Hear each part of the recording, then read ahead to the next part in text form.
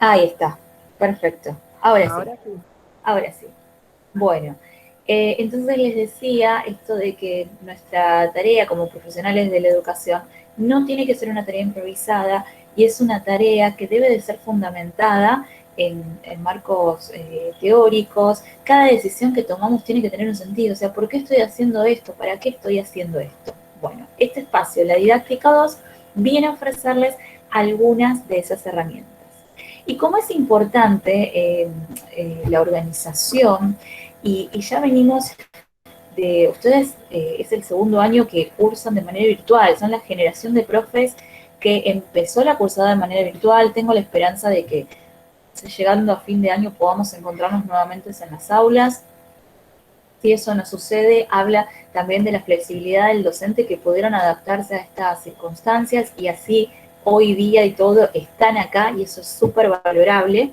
Entonces, como ya tenemos un camino recorrido, como ya fuimos aprendiendo de nuestros errores, este año con los profesores del área decidimos armar como un cronograma para que los meets y los encuentros no les queden, por ejemplo, en un día 3 meets o 2 meets y entonces ustedes pasen 4 horas frente al, sentados en la computadora. Entonces, eh, es importante esto de la organización y les pregunto si alguno de ustedes se puso a pensar cuántas clases tenemos de acá al receso en este primer cuatrimestre, si alguna más o menos hizo un estimativo o un cálculo de cuántas clases. No, bueno, como parte de la tarea docente siempre es importante empezar a pensar y planificar y programar en función de tiempos. Vamos a tener 10 miércoles, ¿sí? De acá al 14 de julio, que sería el último miércoles antes del receso. 10 miércoles que se traducen en 10 clases. Todos los miércoles ustedes van a tener el material. A veces lo puedo llegar a subir el martes a la tarde, ¿sí? Pero ya el miércoles a primera hora van a tener disponible el material. Material que implica la clase, más alguna guía de lectura, más, no sé, por ahí alguna visualización de un video, algún formulario que contestar, algo para realizar, una participación en el foro, ¿sí? Siempre van a encontrar esas distintas alternativas.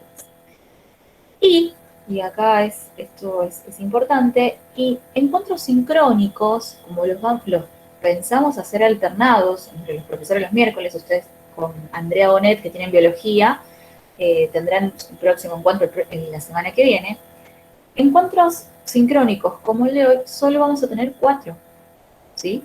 Hoy es el primero. El próximo será el 26 de mayo,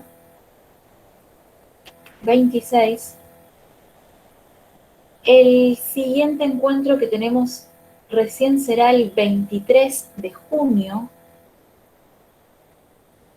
y el último encuentro el 7 de julio. Entonces, encuentros como el de hoy, 12 de mayo, 26 de mayo, 23 de junio y 7 de julio. A diferencia de los otros segundo años que tengo, ustedes cuentan con un encuentro más, porque los chicos que cursan los martes, por ejemplo, tienen el feriado el 25 y ya ese encuentro se pierde, ¿sí? Entonces, probablemente invite a los chicos de los martes, si quieren sumarse al encuentro del 26, ¿sí? Como una posibilidad para no perderse esto que es necesario, el encuentro, el vernos las caras, el profundizar algunas cuestiones, el ampliar algunos textos, algunas dudas. Esto como encuentro sincrónico. Quiero dejar en claro que nosotros vamos a mantener una comunicación muy fluida a través de la plataforma, ¿sí? El aula lo construimos entre todos. Entonces, desde las intervenciones en los foros, desde la mensajería interna, digo, hagan uso de ese espacio. Por ejemplo, se encuentran frente a una lectura de un material y con ese material no, no pueden seguir avanzando, me mandan por mensajería interna, lo suben en el foro de consultas. Digo, no se queden con que, uy, solo vamos a tener clases estos días en que nos estamos viendo. No, clases todas las semanas y la comunicación va a ser asincrónica, porque ustedes podrán estar leyendo, no sé, un miércoles a las 5 de la tarde y les pueda surgir la duda en ese horario, y yo voy a leer y voy a responderles el jueves a las 3 de la tarde. En el transcurso de la semana que dura la clase, ustedes van a tener respuestas mías con respecto a cuestiones que puedan ir surgiendo. Cuando algo es sumamente importante, urgente y tienen que resolverlo en el momento, van a recurrir a la delegada y ella se va a comunicar conmigo y ahí lo resolvemos. Profesora, no se puede abrir el archivo no, que subió no se abre. Ahí directamente la comunicación con la delegada y Cecilia me lo informa y yo reviso en el momento. ¿Sí? Bien, entonces, dicho esto, que es importante este tema de la organización, esto es para el primer cuatrimestre. El segundo cuatrimestre no hice el cálculo, pero también serán unas 10 clases más. Y en total vamos a ser optimistas, vamos a tener 20 encuentros, 20 clases. ¿Sí? Clases semanales. Para una materia que es el esqueleto, que les va a permitir empezar a pensar sus propuestas de enseñanza. El próximo año ya tienen ciencias naturales y su enseñanza, y en cuarto ya tienen biología, física y química y su enseñanza, ya mucho más específico. A veces vamos a la par de la práctica, a veces llegamos tarde, a veces llegamos antes. Lo importante es que sea de utilidad este espacio. Por eso les decía, hay como ciertas expectativas con cursar determinadas materias y después se dan cuenta de, era importante el tema de la didáctica, de la pedagógico-didáctica. A ver, hay una pregunta y no llego a verla. ¿Podemos hacer un grupo? Sí, por supuesto pueden hacer un grupo específico de esta materia. Sí. Es más, es mi recomendación que ustedes puedan establecer pequeños equipos de trabajo. Vamos a ir realizando diferentes trabajos prácticos y esos trabajos, creo que salvo uno que es individual, el resto son grupales. ¿Sí? Como producto final de esta cursada, esto es decir, en el segundo cuatrimestre, ustedes van a poder elaborar una secuencia didáctica completa, ¿sí? Una secuencia de 3 o 4 clases completas. Para poder lograrlo, vamos a ir realizando pequeñas prácticas, entonces es importante que haya como un seguimiento. Si bien ustedes tienen con la virtualidad la posibilidad de trabajar la clase en cualquier momento de la semana, no acumulen clases, traten de ir resolviendo, bueno, desde hoy miércoles hasta el próximo miércoles, en algún momento resolver lo de didáctica 2, ¿sí? Para que la siguiente clase, que requiere de ciertas, de lo trabajado anteriormente, pueda tener sentido, ¿sí? Las clases están como encadenadas. Y para dejar de hablar un poco, porque tengo esta característica de hablar mucho y quiero escucharlos un poco a ustedes, antes de empezar con algunas cuestiones referidas a la clase 1, y para seguir contándoles cómo está organizada la materia, les voy a compartir una serie de afirmaciones y quiero que ustedes me comenten cuán ciertas o falsas les parecen esas afirmaciones, si son verdades o son mitos. Así que voy a compartir mi pantalla. Bien. ¿Ven la afirmación? ¿Se llega a ver? Sí. Bien. Una buena clase de ciencias es aquella que aporta al alumnado conocimiento científico de valor. ¿Qué me dicen en relación a esta afirmación? ¿Qué les parece? ¿Esto es cierto? ¿No es cierto? ¿Es un mito? ¿Es una verdad? Yo no las puedo ver ahora, así que directamente activen sus micrófonos y quien quiera comentar, que lo comente. ¿Qué les parece respecto a la validez o no de esta afirmación? ¿Es válida o no es válida? Para mí hay que ver qué consideran conocimiento científico de valor. Muy bien, muy bien. Y yo les pregunto, ¿nosotros vamos a enseñar conocimiento científico en las aulas? Por lo que vimos el año pasado, no es el conocimiento científico de los científicos, es un conocimiento adaptado al aula. Perfecto, bien, ¿sí? Hay algo que tenemos que tener muy en claro. Estamos en una carrera de formación docente. Si bien docente de ciencias, en las aulas no llevamos el conocimiento científico como sale de la fuente de origen, desde la comunidad científica. Realizamos una serie de transformaciones adaptativas y transformamos ese conocimiento científico en conocimiento escolar, ¿sí? La Entonces, posición esto es didáctica, importante ¿no? tenerlo en claro. Sí, bien, bien. Transposición didáctica. Muy bien. Vamos a una... Y también hay que pensar qué consideramos una buena clase. ¿Qué llamamos buena clase? Vamos a una segunda afirmación. Enseñar algo es fácil. Para ello basta con saber medianamente lo que hay que enseñar, porque siempre será más que de lo que los alumnos saben. ¿Qué me dicen respecto a esta afirmación? Para mí es falso. Bien, ¿por qué es falsa? ¿Por qué? Y porque aparte de saber el tema a enseñar, hay que saber cómo enseñarlo. Bien. Y Hay que también, buscarle la forma para que los chicos también tengan ganas de aprender. Exacto. y también al final que dice que será más de lo que los alumnos saben, es por ahí a veces los niños también ya vienen con conocimientos adquiridos a la escuela, entonces por ahí enseñar algo adaptado a lo que ya saben, no pensar que ellos no tienen ningún saber. Bien, esto es muy... Sí, Todo lo eso, que están diciendo es cierto. Sí, discúlpame. eso iba a decir que aparte no son alumnos, hay que considerarlos estudiantes, no es que no tienen ningún saber previo. Bien, sí, es más, la palabra alumno casi no, ya no la estamos usando porque significa sin luz, a negación de que tengan luz, ¿sí? Y la verdad es que todo lo que han dicho es correcto. Esto es uno de estas cuestiones que circula como una cuestión de sentido común que circula en la sociedad. ¿Recuerdan unos años atrás, unos 3, 4 años atrás, no recuerdo cuándo fue, que frente a un paro docente se ofrecían voluntarios para ir a enseñar del estilo, bueno, soy veterinario, voy a enseñar biología, soy astronauta, voy a enseñar astronomía, como desmereciendo un poco nuestra tarea, nuestra profesión. Nosotros somos, y digo somos porque ustedes están en proceso de formación, nosotros somos profesionales de la educación. Esto significa que no solo conocemos lo disciplinar de la biología, la física o la química, sino que también conocemos de qué manera enseñar ese conocimiento. Y por otro lado, esta afirmación tiene esta doble cuestión, y por otro lado, nunca dejamos de aprender, porque de hecho también aprendemos de que aquello que traen nuestros estudiantes, ¿sí?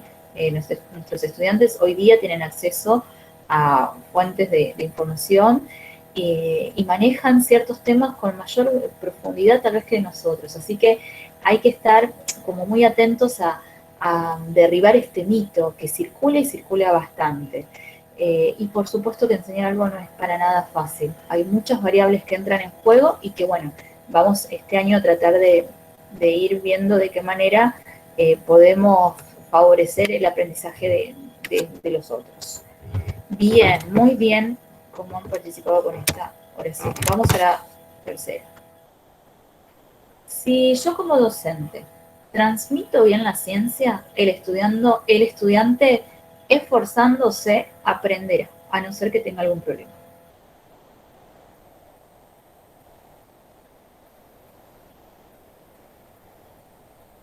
¿Será cierto? ¿Será falso?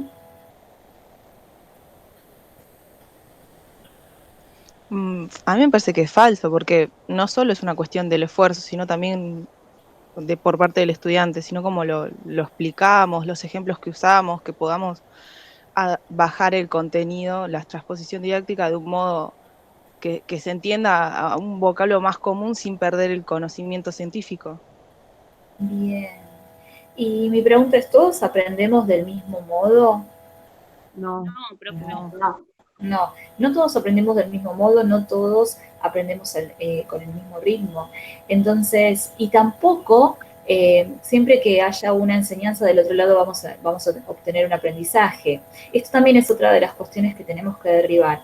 Esa linealidad que muchas veces se menciona, los procesos de enseñanza y aprendizaje como si se tratara de un único proceso. No, por un lado podemos enseñar y del otro lado puede o no haber aprendizaje. Entonces, esto es importante saberlo y considerar esto, ¿no? No todos aprendemos del mismo modo, no todos aprendemos al mismo ritmo.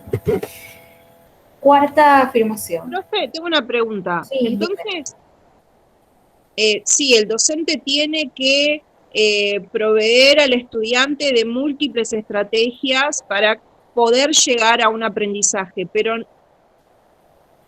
si no adquiere el aprendizaje el estudiante, ya excede al docente, ¿no es cierto? Uno lo que tiene que saber es que no siempre que va a enseñar el otro va a aprender.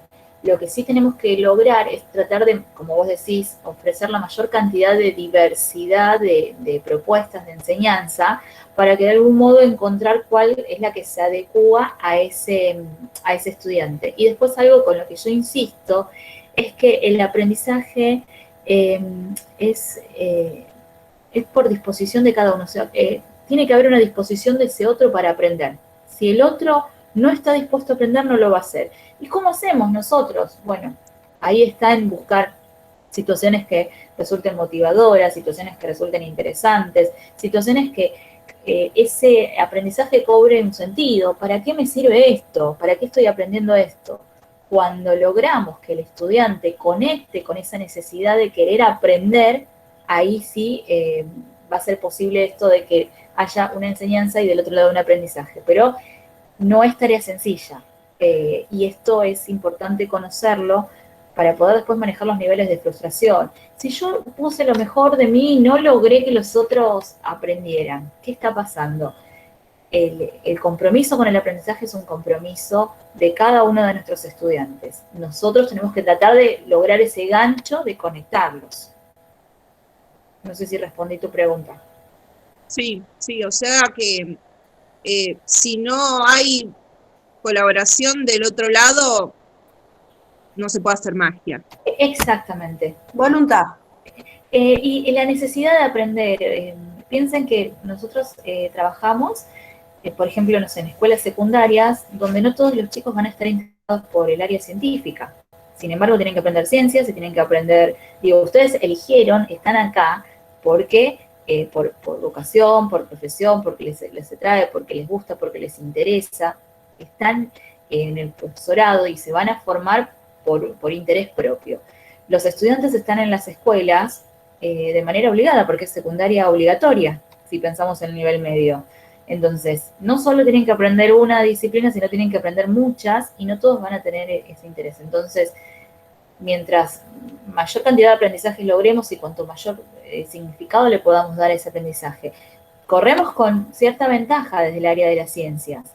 Muchos de nuestros contenidos están vinculados con aspectos que tienen que ver con el cuidado de la persona, con el cuidado de la salud, del ambiente, de un otro, y existen formas, y con la comprensión del mundo, con el mundo en el que vivimos. Entonces, hay muchas cuestiones que podemos hacerlas atractivas para justamente activar esa necesidad de querer aprender y que esta enseñanza que nosotros vamos a brindar resulte apropiada y significativa para ese otro que está del otro lado. Pero sepan que no siempre todos van a tener ese deseo de aprender y bueno, esto es necesario decirlo y es necesario saberlo, ¿sí? Y acá justamente miren esta oración, ¿no? La cuarta. La realización de un experimento enseña por sí mismo. ¿Qué les parece?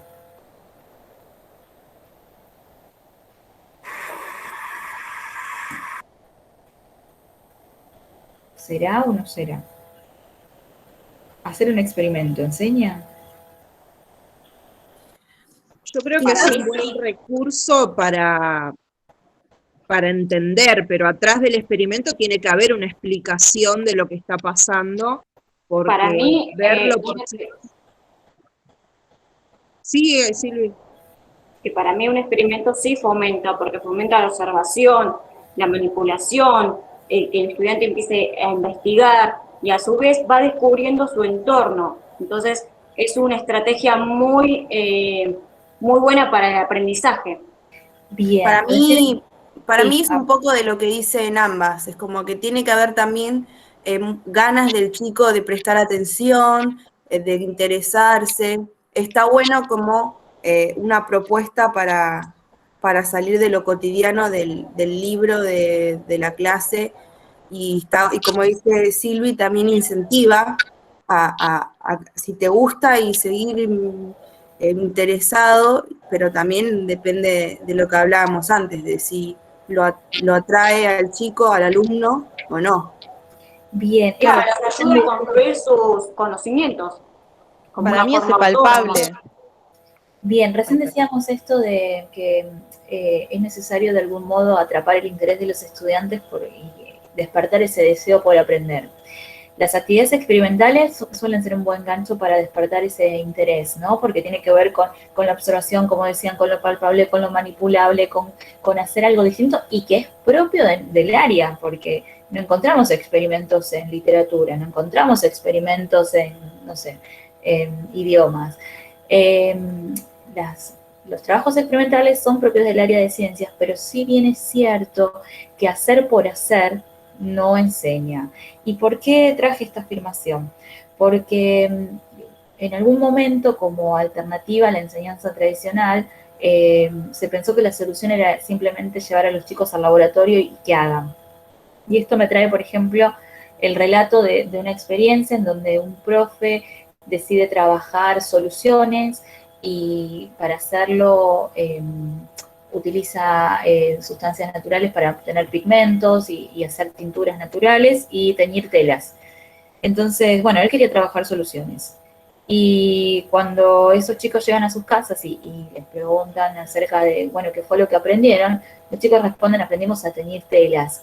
Y tal vez no era el objetivo del docente, sino que el objetivo era que pudieran, no sé, conocer los distintos tipos de concentraciones y demás. Entonces, ¿es un caballito de batalla el trabajo experimental? Sí. ¿Tenemos que aplicar actividades experimentales en nuestras clases? Sí.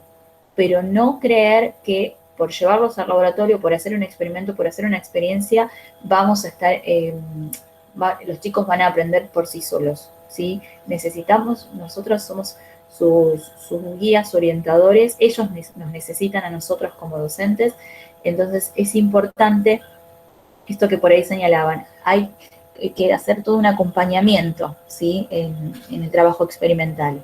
Lo digo, después vamos a ver otros tipos de actividades, pero esto porque es la más característica. Y después, esta última. El profesor o profesora estará seguro de que el alumnado ha comprendido su explicación si el alumno responde correctamente el examen. ¿Qué me dicen? ¿Mito o verdad? Terrible mito. La madre de todos los mitos es este, ¿sí? Es el gran mito, y acá ahora ya dejo de completar y vuelvo a verlas, ahí está. Es el gran, gran mito y, a ver, todos en nuestros recorridos como estudiantes hemos tenido un momento de preparar un examen, escupir el examen de algún modo y al otro día, si te he visto, ni me acuerdo, ¿sí? Una respuesta correcta en un examen no es sinónimo de aprendizaje, ¿sí? Entonces, estas afirmaciones que hoy traje un poco es para contarles además cómo va a estar organizada la cursada en base a cómo está estructurada. Lo primero que presentamos era en relación al tipo de conocimiento que nosotros vamos a trabajar en las aulas. Una de las preguntas que vamos a responder a lo largo de la cursada es ¿qué enseñar? ¿Qué vamos a enseñar? ¿Y para qué vamos a enseñar esto? ¿Sí? Entonces, se van a encontrar con una serie de preguntas. Cuando les pase el programa también está organizado de este modo. ¿Qué voy a enseñar y para qué lo voy a enseñar? ¿Sí? Esta pregunta que muchas veces los chicos, ¿esto para qué me sirve? Tenemos que tener una respuesta. ¿Esto para qué? ¿Sí? Otra de las cuestiones tienen que ver con, hablamos de los trabajos experimentales, ¿cómo lo voy a enseñar? ¿Qué voy a enseñar? ¿Para qué lo voy a enseñar? ¿Cómo lo voy a enseñar? Y también pensar a quiénes voy a enseñar, ¿sí? Hablando de la diversidad de estudiantes con los que nos vamos a encontrar. Entonces, ¿qué voy a enseñar? ¿Para qué voy a enseñar? ¿Cómo lo voy a enseñar? ¿A quiénes? ¿Con qué? ¿Sí? ¿Cuándo? Vamos a hablar un poco de la secuenciación de los contenidos, de los recursos, de los materiales. Y también vamos a responder qué voy a evaluar, para qué voy a evaluar, cómo voy a evaluar y a quiénes voy a evaluar. estas preguntas que hoy les estoy pasando son preguntas que se las van a hacer cada vez que se sienten a pensar una propuesta de enseñanza, ¿sí? Ya sea ahora para las prácticas en el profesorado o ya sea cuando estén recibidas y bueno, ya tengan su curso y tengan sus cursos y tengan que sentarse a planificar, bueno, ¿qué voy a enseñar? Ok, voy a enseñar este contenido. ¿Y a quiénes? ¿Qué características tiene este grupo? ¿Y cómo le voy a enseñar? ¿Cuáles son las actividades más adecuadas? ¿Y qué recursos necesito para estas actividades? Y de todo esto, ¿qué voy a evaluar? ¿Qué es lo que voy a considerar para evaluar y de qué manera? Entonces, muchas veces esas preguntas están implícitas, lo resolvemos de manera automática. Pero en un principio es importante como plantearse. A lo largo de la trayectoria van a encontrar que por ahí los profes les vamos dando distintos nombres. ¿Para qué enseñar? Yo lo puedo proponer como un objetivo, lo puedo proponer como un propósito, ¿sí? De hecho, ustedes en el programa van a encontrar, no sé, objetivos. Y otro profe les va a pedir que lo planteen como metas. Van a cambiar las etiquetas, pero si vamos al fondo, al origen, ¿cuál es la pregunta que se está respondiendo? ¿Para qué estoy enseñando esto? Hoy hablamos de los contenidos de enseñanza y tal vez en otros países, en otros currículos, hablan de las ideas claves, de las competencias, y a lo largo de estos 30 años van a ir cambiando los distintos modelos y de hecho los currículos se van actualizando y demás, cambian las etiquetas, pero el qué, para qué, a quiénes, con qué, cómo, y lo mismo con evaluar, estructuran el programa y además son las preguntas que organizan el final.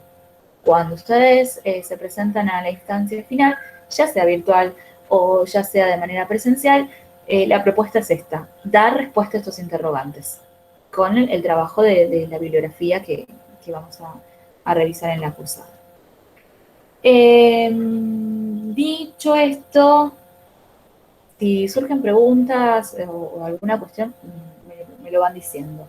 Dicho esto, ya tenemos entonces el cronograma, ya tenemos la organización de cómo va a ser la materia en cuanto a las preguntas que lo organizan. Y ahora sí, vamos a la clase 1. La clase 1, ¿sí? Es sobre el estatus de la didáctica de las ciencias. Esto significa, mencionábamos anteriormente, es la primera didáctica específica. Esta didáctica es una disciplina que está consolidada, está en proceso de emergencia, es una disciplina madura, es una disciplina difusa, la podemos poner al nivel de, no sé, de las matemáticas, la ponemos al nivel de las ciencias sociales. ¿Cuándo se origina? ¿Por qué se origina y cómo se origina? Todas estas preguntas tienen su respuesta en el texto de Tricárico, ¿sí? Les va a contar un poco sobre el origen, va a mencionar a Toulmin, que establece como unas características que han de tener las disciplinas para ser consideradas maduras, consolidadas y con peso, y les cuento un poco cuál es el estado de la didáctica. El otro material es el de Relkan y Hovich sobre las buenas preguntas. Cuestión que los docentes nos las pasamos preguntando y los docentes y los estudiantes se las pasan respondiendo a las preguntas. Pero esta vez hacemos a la inversa. Esta vez la propuesta es que ustedes puedan generar preguntas sobre el texto de Tricárico, ¿sí? Es decir, en lugar de que yo les pregunte, ¿en qué año fue el lanzamiento del primer satélite que por parte de la ex Unión de la República? ¿Sí? En lugar de que yo les haga preguntas, ustedes van a formular preguntas.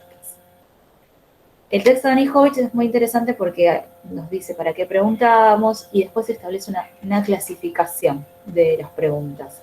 De esa clasificación nosotros vamos a considerar el criterio según el nivel de pensamiento.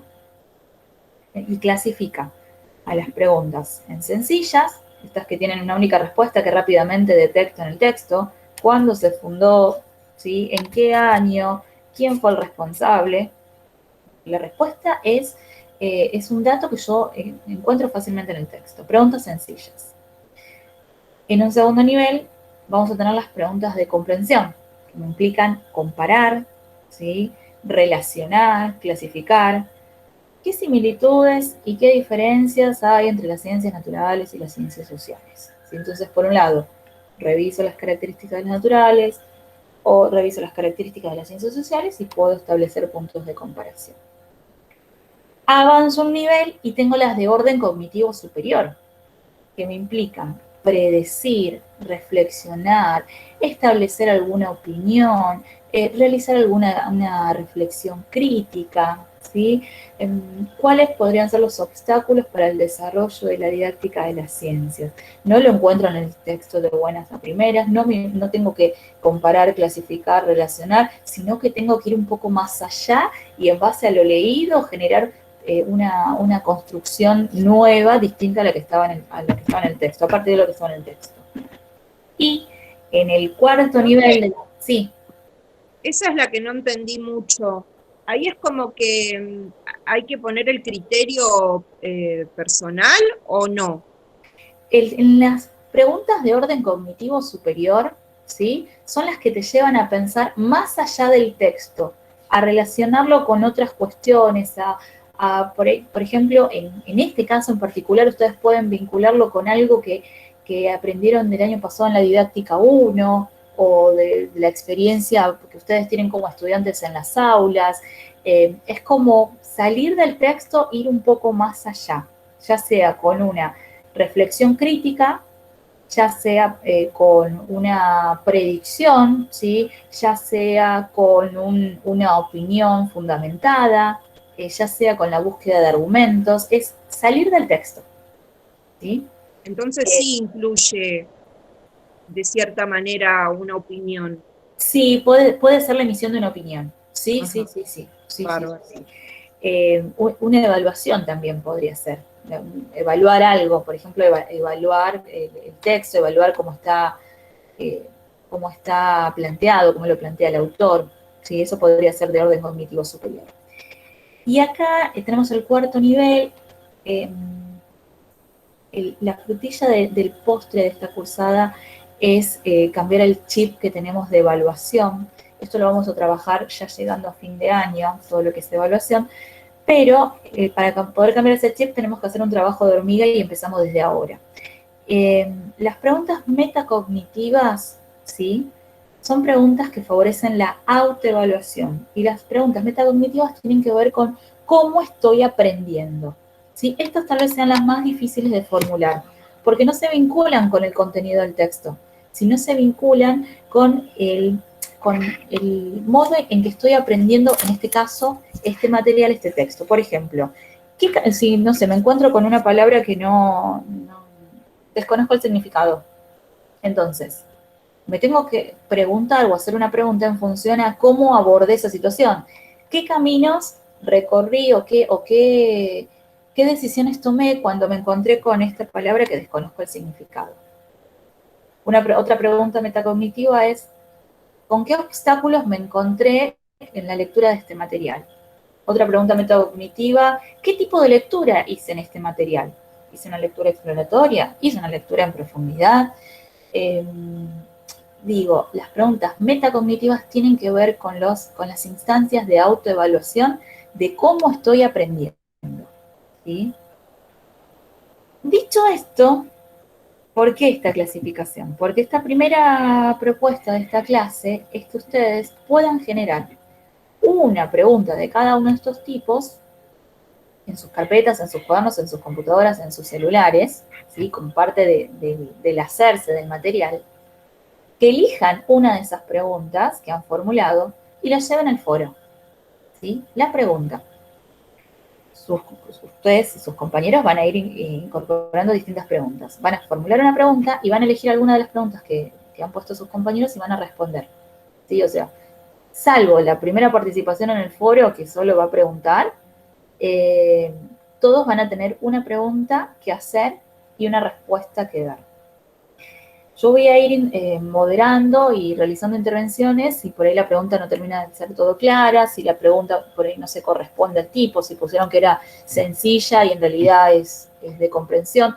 Las dificultades aparecen en estas, entre diferenciar de comprensión de orden cognitivo y metacognitivas. Las sencillas son fáciles de identificar y además, y por eso también esta clasificación, muchas veces son las el único tipo de preguntas que encontramos en las aulas de la escuela media. Entonces, en esto de que hablábamos con anterioridad, que muchas veces los chicos dan respuestas correctas en los exámenes, pero no han aprendido, tiene que ver con la práctica que se hace a diario. Y los encontramos diciendo, profe, de acá hasta acá en el texto, porque más o menos buscan dónde están las palabras parecidas y responden. ¿Y por qué? Y si yo hice un cuestionario de 10 preguntas, pero ¿qué tipo de preguntas formulaste? ¿Son preguntas que llevan a relacionar, a comparar, a predecir, a evaluar críticamente? ¿O son preguntas sencillas que solo son datos para completar?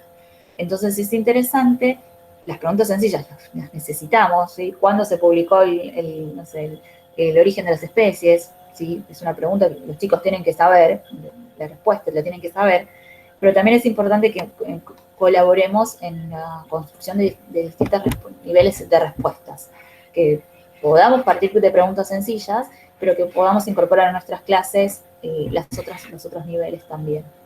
Lo importante que es, ¿no? El estilo este de preguntas, porque, por ejemplo, yo vengo de una secundaria de hace muchos años, donde era todo más de las preguntas sencillas, de copiar textualmente, y las preguntas estas del orden cognitivo superior o las metacognitivas hacen que los chicos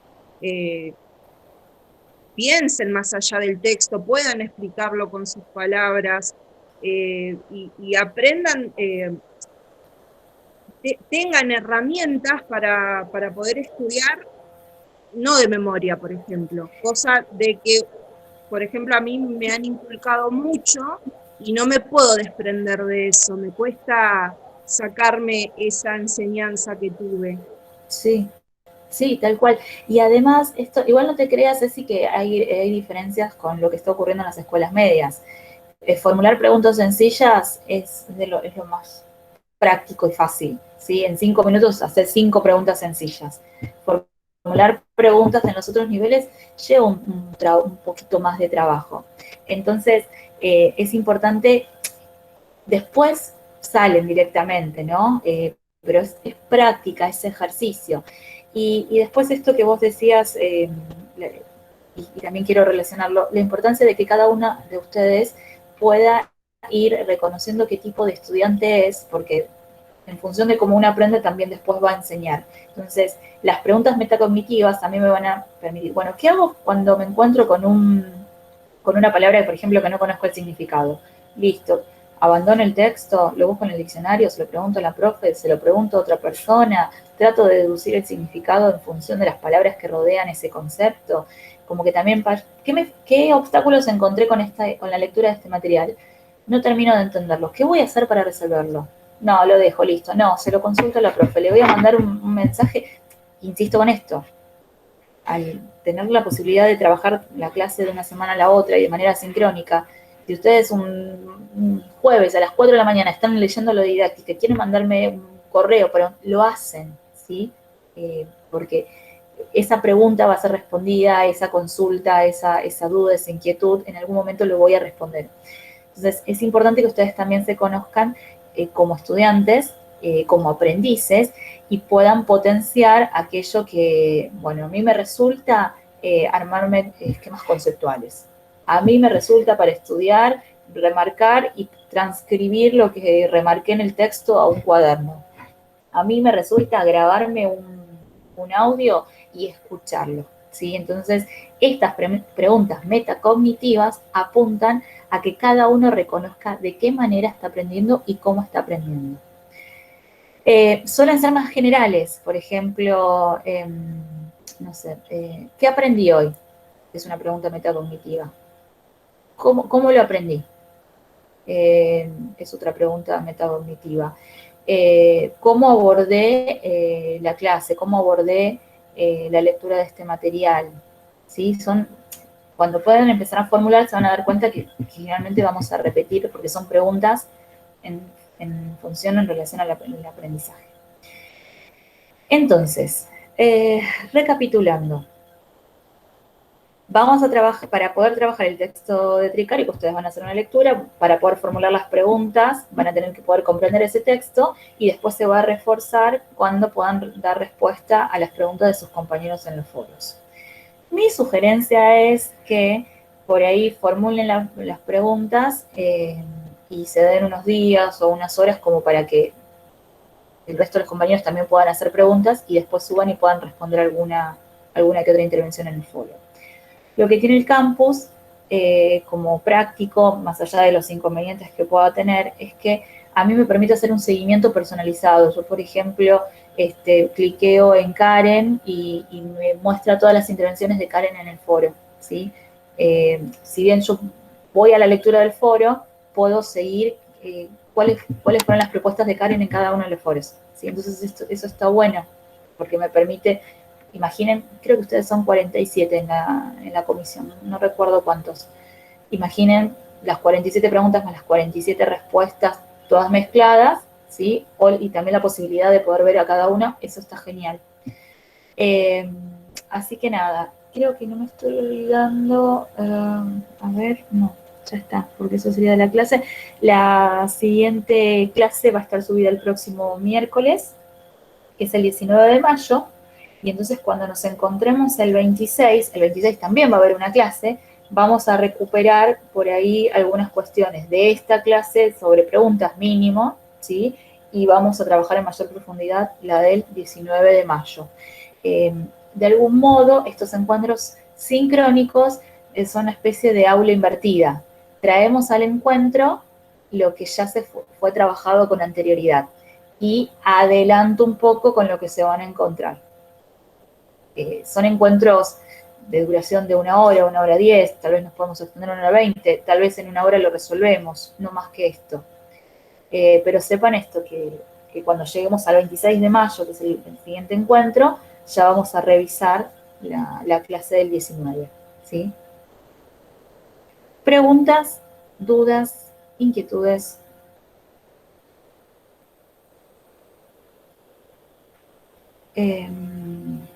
Insisto en mantener fluida la comunicación a través del campus.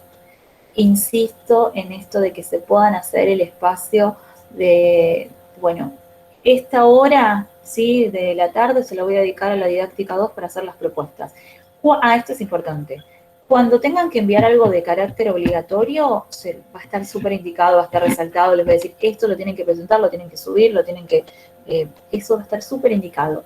Las guías de lectura, las guías, así por ejemplo, esta primera guía, lo resuelven en sus cuadernos, en sus carpetas, en sus computadoras, en sus celulares, pero no dejen de hacerlas, porque no sean de presentación obligatoria, no quita que va a colaborar en esto. Así que traten de seguir el hilo, de generando la respuesta, porque les va a facilitar mucho el camino, el recorrido.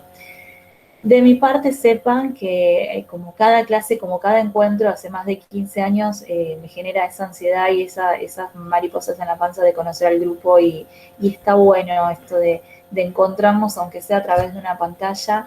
Insisto con que en algún momento vamos a tener el encuentro presencial, ojalá sea pronto, ojalá volvamos a las aulas y a los pasillos del 29. Pero bueno, estas son las cartas con las que nos tocan jugar. Y estamos acá. Y eso es súper valioso. Ustedes ya van a contar con muchas más herramientas digitales que tal vez nosotros, que de repente nos encontramos en este mundo. Así que bueno, y también funciona a que ha cambiado el modo de enseñar. Esto a nivel mundial es un quiebre. Vamos a ir tratando de aplicar algunas herramientas de enseñanza digital, aunque sea tímidamente, como para empezar a ayornarnos a esto nuevo que se viene, que se está construyendo, no sabemos, ¿sí? Ninguno tiene certezas con respecto a cómo va a ser la educación después de esto, ¿sí? No lo sabemos. Pero bueno, acá está la flexibilidad del docente, que tiene esta capacidad de adaptarse a distintas situaciones. Bienvenidos, bienvenidas, y bueno, y ánimo, que ya están a mitad de carrera, ya están en segundo. Así que bien, cualquier cuestión que necesiten, acá estoy. Soy apasionada por las ciencias, me encantan, pero más me encanta aportar mi granito de arena en lo que es la enseñanza de las ciencias. Creo que es mi lugar, encontré, después de transitar muchos niveles y materias por enseñar, encontré que la enseñanza de las ciencias es donde creo que puedo aportar. Cada una de ustedes va a ir encontrando después su lugar, dónde está su espacio. Así que bueno, de mi parte estoy a disposición para acompañarlos y acompañarlas en este recorrido, ¿sí? Si hay alguna pregunta, algo que haya quedado... No, yo una cosita que habían dicho algo del grupo, yo puse ahí en el chat mi número, sí. Me mandan mensaje quienes quieran estar, así no estoy anotando todos los números. Por hacerlo gracias Ceci, tu número, a ver, yo lo anoté bien y ahora ya te mando, si ya establecemos contacto, es 5609-2602. Sí. Perfecto. Bueno, como esto lo estoy grabando desde la plataforma de ABC y yo después, cuando lo suba al link, les va a pedir como un ingreso, solicitud de acceso al video. Entonces yo después las habilito y van a poder acceder a este video, ¿sí? Entonces, de buenas a primera van a clicar en el link, necesitan permiso para acceder al video, se los habilito y van a poder revisarlo, van a poder verlo nuevamente. Y comentarlo a los compañeros de que está esta grabación. Voy a detener la grabación.